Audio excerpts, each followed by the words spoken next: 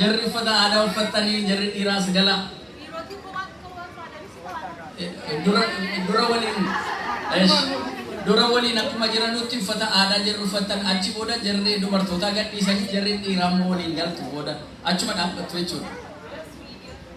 Okay. Itti darbaa daqiiqaa hin qabnu maaloo daqiiqaa hin qabnu itti darbaa.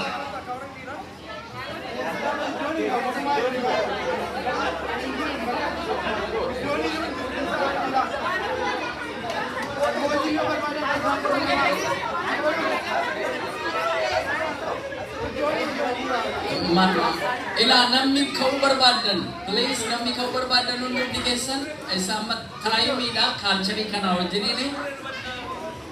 Okay.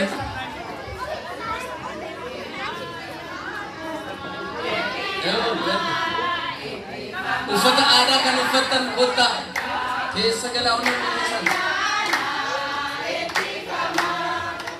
namatti tola baay'ee.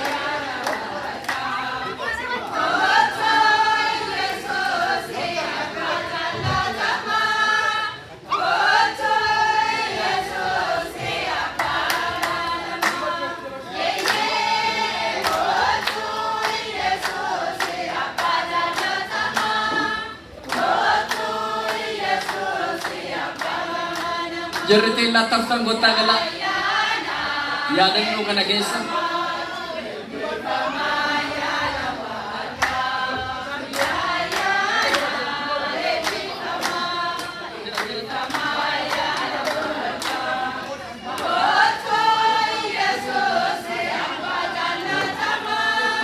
Kootu Yesuus apa jalatama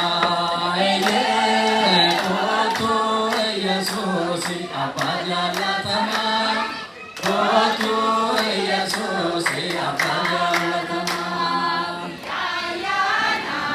epifama yana pada yana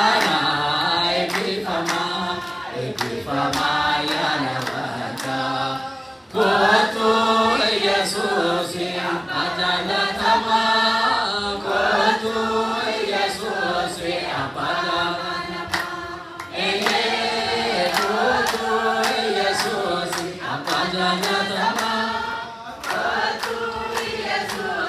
apa jalatama.